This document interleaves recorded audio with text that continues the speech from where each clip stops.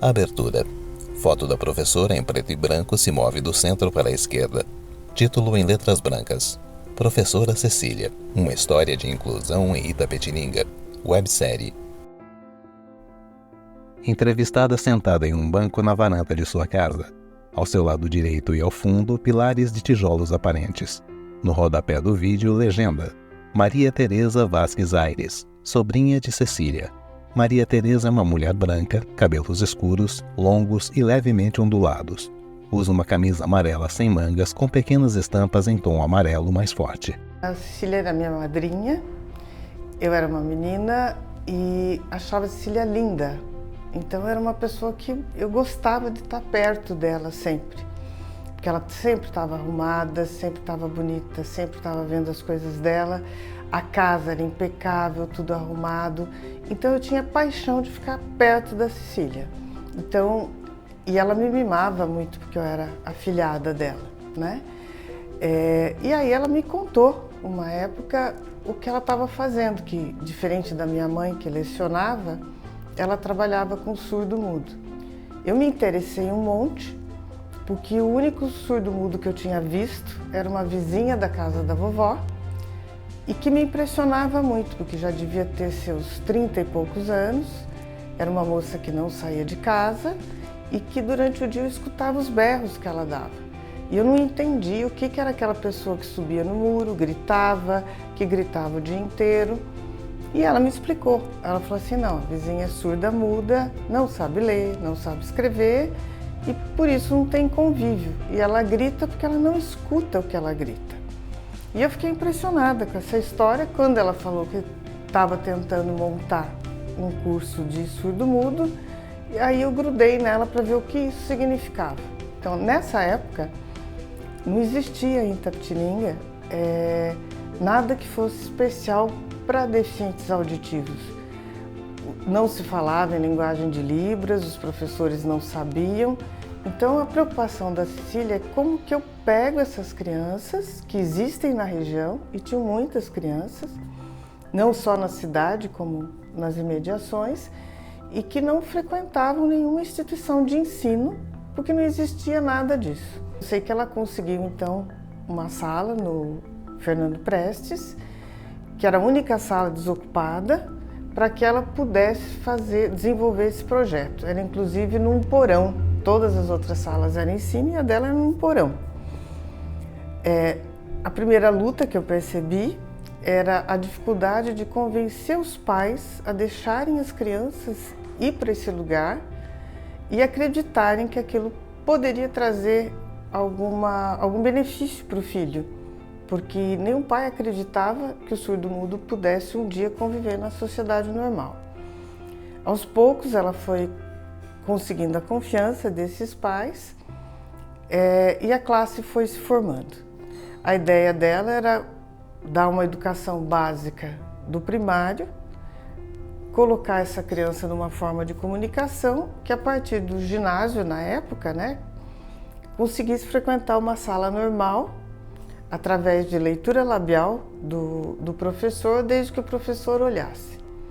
Eu fui várias vezes com ela lá para ajudá-la e a técnica era muito emocionante. Quem nunca escutou um som, conseguir emitir um som que tem um significado, a técnica que ela usava, que eu me recordo, primeira é usar o sentido do tato do surdo-mudo com relação à sensibilidade a vibrações. Então, uma das técnicas era uma bexiga cheia que as duas pessoas seguravam na bexiga. Ela de um lado, a criança do outro, e por vezes que eu ajudei. E você ia pronunciando as vogais, encostando o lábio na bexiga. A gente pronunciava essa vogal, a, e, com a mão e o surdo com a mão. E pedia que ele tentasse imitar essa mesma vibração na bexiga. Tentativas, erros, o som ia aparecendo numa vogal, a, o. A outra forma também de ensinar a emissão desse som era através do ar que se desloca. Então ela colocava a mãozinha na frente da criança e falava A, M, e depois a criança tentava produzir o mesmo deslocamento de ar, colocando a sua própria mão na frente. A mão na bochecha também. Ela falava uma palavra, a criança colocava a mãozinha na bochecha da gente e depois tentava fazer o mesmo tipo de vibração, movimentando sua corda vocal. E impressionantemente, eu lembro do nome de uma delas que ficou minha amiga, que ela era quase da minha idade, que era Cristina, e que eu acompanhei a Cristina até os seus 30 anos, depois, quando ela mudou de Itapetininga. Cristina aprendeu a falar, era uma voz soprada, mas com as palavras normais que a gente fala. Essa menina conseguiu terminar o colegial, foi para São Paulo, fez uma faculdade, casou também com surdo-mudo, tinha uma casa adaptada para eles. Os 2 filhos que eles tiveram não eram surdos e a Cristina conseguiu ensinar essas crianças a falarem e eles chegaram no pré-primário sem erro de dicção. Então isso é uma coisa que ficou muito marcada na minha cabeça, né? Depois ela investiu com arte, com as crianças, com pintura, depois mais tarde com o teatro. E o mais interessante que eu acho é assim, cada pedaço desse trabalho ela enfrentava uma coisa péssima que eu acho que é o descrédito. As famílias não acreditavam nas crianças, a escola não acreditava nessa possibilidade, mas ela acreditava. E eu acho que o sucesso que ela teve foi por esse acreditar, por esse achar que o outro é capaz. E as crianças, percebendo isso, começaram a produzir, aprender rapidamente as coisas e acreditar em si mesmo. Então, na primeira exposição dos quadros dela, você percebia assim, uma felicidade em cada uma dessas crianças, falar, este fui eu que fiz. Alguns quadros foram premiados, foram para uma exposição em São Paulo, eu não sei os detalhes, porque eu era ainda novinha, mas a alegria deles colocarem, isto fui eu que fiz, eu sou capaz de frequentar um lugar, é que eu acho que é o que mais me impressionou na atividade da Cecília. Gestos de corpo, de andar, por não escutar, a tendência dessas crianças era bater o pé no chão com muita força.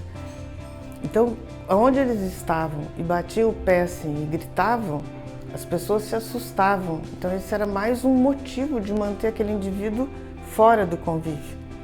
Então, eram detalhes que ela se preocupava. Tentar fazer essa criança entender que o barulho, o ressoar, o som muito alto da pisada, do grito, perturba o ouvido de quem escuta.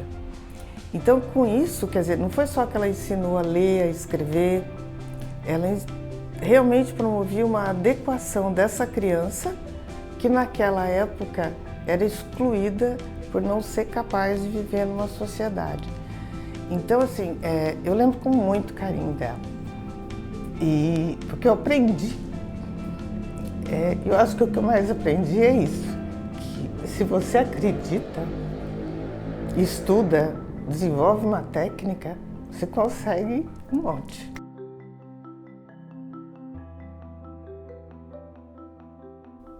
Encerramento. Foto da professora em preto e branco se move do centro para a esquerda. Título em letras brancas. Professora Cecília. Uma história de inclusão em Itapetininga.